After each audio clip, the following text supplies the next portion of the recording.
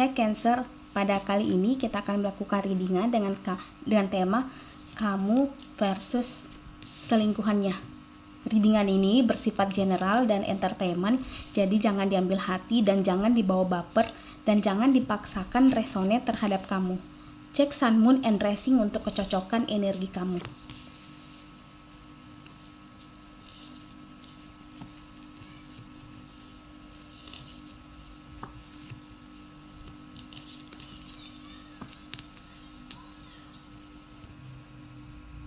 Oke Cancer, melalui tebaran kartu ini diceritakan bahwa sebenarnya di sini kamu kesannya bermuka dua dalam artian tanda kutip, dalam artian di satu sisi kamu sebenarnya mengetahui bahwa dia memiliki orang ketiga, tapi di sisi lain kamu bahagia dengan itu, tapi di sisi lain kamu juga bersedih karena keadaan itu.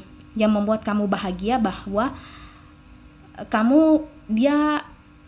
kamu dan dia adalah jawaban yang selama ini mungkin atas doa-doa kamu. Mungkin selama ini kamu berdoa meminta petunjuk apa sebenarnya jalan tentang relationship kamu dengan dia. Di sini seolah-olah kamu menganggap bahwa ini adalah jawaban dengan hadirnya orang ketiga. Kamu bahagia bahwa itu adalah jawaban, dia bukan untuk kamu. Tapi di sisi lain, kamu merasa bersedih atas waktu yang sudah kamu lewati, atas masa yang sudah kamu lewati, dan kamu harus mengetahui bahwa kamu harus melepaskannya akibat dari doa-doa yang sama ini mungkin kamu minta. Mungkin dia bukan orang yang terbaik buat kamu, tapi sebenarnya kamu pengen jauh atau kamu pengen pisah dengan orang ini atau dengan mantan kamu, tapi tidak dengan cara perselingkuhan atau orang ketiga. Tapi itulah sebenarnya yang membuat kamu bersedih, bukan karena perpisahan, tapi karena jalan ceritanya adanya orang ketiga.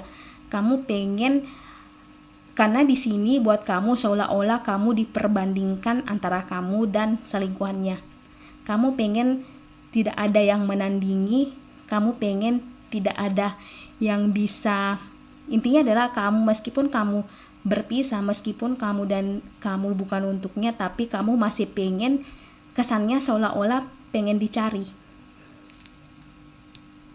Kamu pun pengen dia tidak memiliki orang lain atau orang ketiga sampai kamu merasa benar-benar sudah menemukan orang yang pas.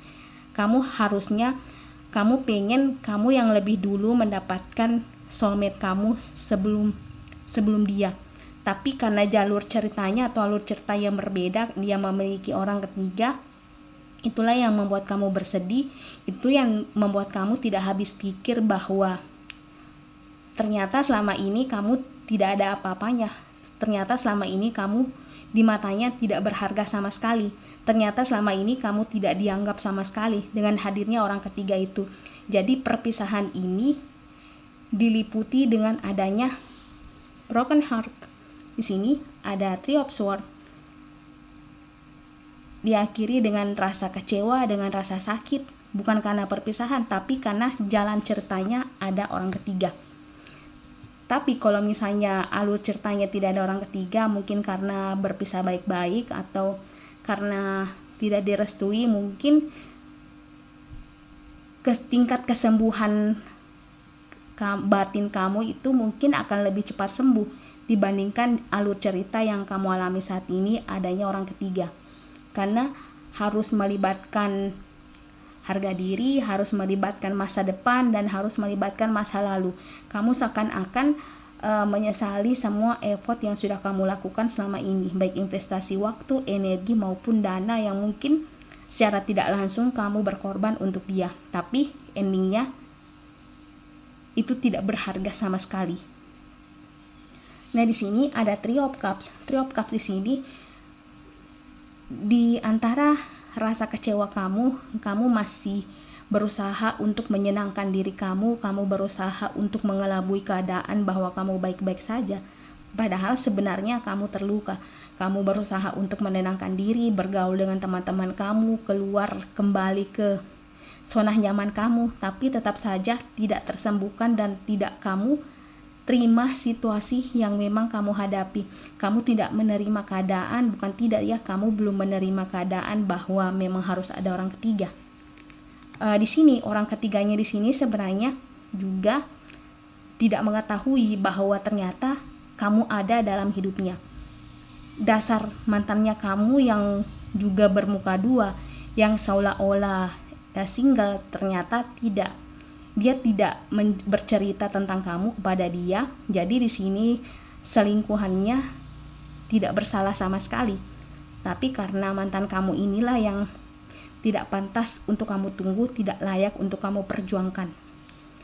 Di sini ada the judgment. Yang harus kamu lakukan ke depannya adalah menikmati diri kamu sendiri, menikmati quality time.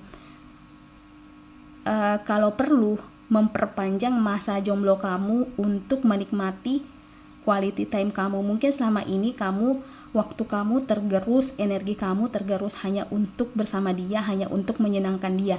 Tapi kali ini kamu sebaiknya memperpanjang itu masa jomblo kamu agar kamu bisa mendengarkan diri kamu bisa berdialog batin agar orang yang datang dalam hidup kamu kelak bisa lebih baik dengan orang yang sudah pergi.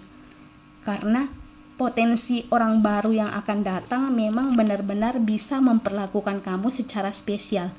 Bisa mengetahui bagaimana caranya memperlakukan kamu dan bagaimana caranya membahagiakan kamu tanpa kamu harus berusaha atau berupaya keras untuk membahagiakannya. Nah, di sini akan ada take and give yang seimbang untuk potensi orang baru.